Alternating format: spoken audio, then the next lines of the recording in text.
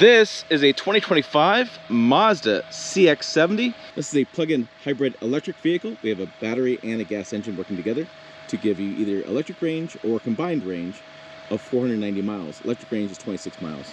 This is in rhodium white. Interior's got some black leather Napa color inside. And this might be my new favorite Mazda. Hey, it's Tim, Pickup Truck Plus SUV Talk. I took this on a long road trip. My friends play golf up in South Dakota. We all fit. I'll tell you some details on the storage in the rear for golf clubs. Lots of storage room in here. Comfortable drive. Let's get the details on this 2025 Mazda CX-70, why I like it so much. So, really nice styling. Mazda always has a really good looking vehicle. That's what they're known for. Styling and driving dynamics. Nice wheels. Nothing's like, oh my gosh, overdone. But it's just a subtle nice styling. Big fan of that. Come around, we have a nice little badge here. Again, stands out that it's a PHEV, but not like, oh my god, it's crazy. It just blends in nicely with the overall styling of the vehicle. As we come around the back, we have, this is a fuel door. We'll see on the other side, we have a plug-in door.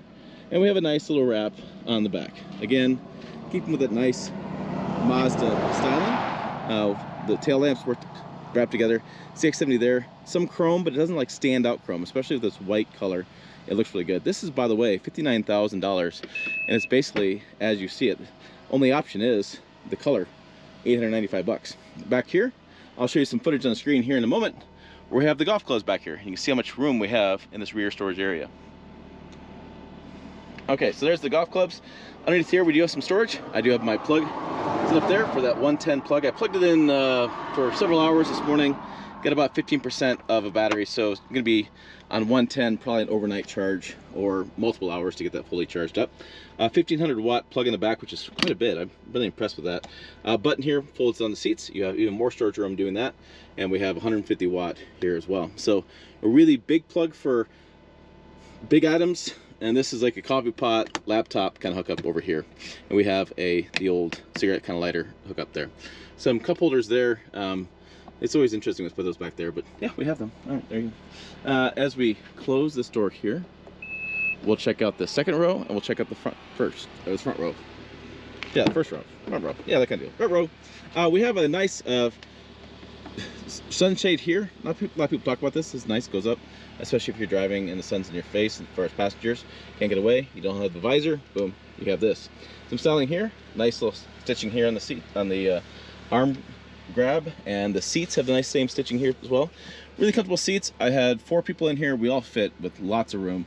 No problem there. That's what's nice about the CX-70 is you have the more room for passengers and more room for cargo, and so you just take an add-on to the CX-7. So yeah, I like that. I like having the more room. And then we have heated seats back there, HVAC controls, USBs there as well, with a dedicated vent for the second row. Come around the front, in the front seats, we have the same stitching, everything's carried around, and then we have CX-70 on the, oh, look at that floor mat. And then we have some gold styling here. They kind of nicely put it in there. Mazda does a great job of like their overall styling. Everything kind of works together, everything matches.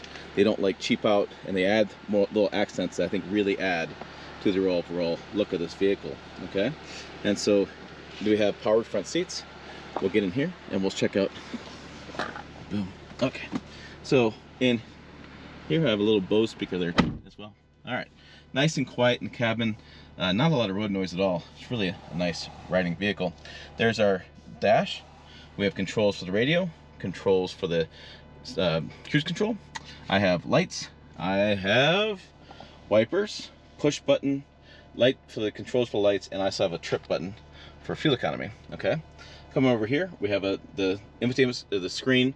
Infotainment screen we call these days, but it's just about the same distance as a dash. Doesn't sit up so much higher, so it's nice, but it stands out because it's not like integrated so much. And so we have, going at information, you can see a drive efficiency monitor. This talk about EV miles driven, regen energy, and where we're using the energy right now. If I go back, I can see the monitor, battery monitor, my status of my vehicle. I've used quite a bit of battery this morning, just getting a car wash and things. So again, I'd have to plug this in for quite a while to get this fully charged. And then this, I'm using the controls here to move the infotainment scene, like you've had Mazdas for years. Electronic parking brake, auto hold for if you're in traffic jams and things. You have the controls for the volume for the radio. I have downhill assist control, and I have cameras. And so I'll show you those cameras in a minute. And then I have different drive modes, and my drive modes show up over here. If I pull that, you can see EV, Sport, Normal. And see, EV is grayed out because I don't have enough power to stay in EV mode. That's where the battery, when it's drained, the engine kicks on.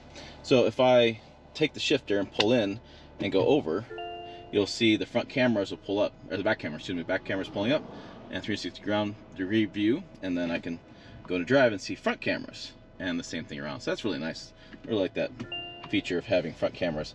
I was in the car wash getting right behind some trucks and things. He wanted to pack us in. It was nice having the camera. I also have Android Auto and Apple CarPlay that are wireless, and I have a little charger right down here. The charger's been interesting. I've had some hit or misses on that. Sometimes they've charged, sometimes it hasn't charged. I'm not sure what's going on with that. So let's go ahead and hit the road, and I'll tell you more about this Mazda CX-70. Okay, out here on the road with the Mazda CX-70, I put the shifter over and back for drive. It's just interesting shifter. I haven't seen that in the Mazda before, and I've taken a little bit to get used to it. Now I've gotten used to it, and it's pretty good. I'm getting 27.9 mile per gallon according to the computer. This is supposed to get about 25, and I think we drove up through South Dakota. I remember it being right around 26 minute range. So I'm getting right at the EPA's estimate and Mazda's estimate for fuel economy. I will say that it is pretty quiet in the cabin. The suspension is nice, even through some roads that have some vibrations and things. It does tend to feel like it's floating a little bit over those, so it doesn't hit as harshly as other vehicles I've driven over that road would do. It is interesting with the thinner kind of tires on this that it doesn't have that bad of suspension hitting those vibrations. I tend to find that with the skinnier you go tire, the thinner the tire, the more you feel some of those vibrations. Getting up to speed, it's pretty good. My friends and I were actually discussing this on the way back, and arguing about whether or not this is a turbocharged engine or not, because it does have that turbocharged feeling. It feels like you put foot on it. It's not instantaneous when it takes off. It takes a hot minute to go up to speed, which is similar to how turbocharged engines have worked. But this is not. This is inline 4-cylinder, made it electric for that electric battery, and it does work pretty well. I have had just a good week with it. You know, it's really one of those vehicles that you could road trip with it. This isn't as sporty as we used to own a CX-5. It used to have, could turn better and a little bit sportier. And this is just because the wheelbase of this vehicle is just longer and just a bigger vehicle. But I still have that nice Mazda craftsmanship inside the vehicle. It just looks good. Every vehicle they have is just a sexy vehicle. Let's just say sexy. Let's go with that. And yeah, I think for $60,000, I think this makes a lot of sense for a lot of people, especially if you can use the electric only mode, like around town, like today. I was just gonna charge it up and drive around town. I'm gonna hit the gym, hit the car wash, bank, that kind of things.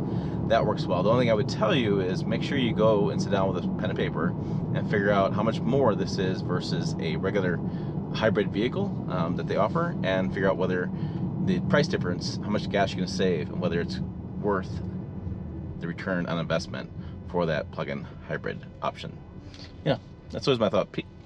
Plug-in hybrids are great. People love the idea of them, but I don't know that people always understand how much you have to spend to get one versus what you can get in other powertrains.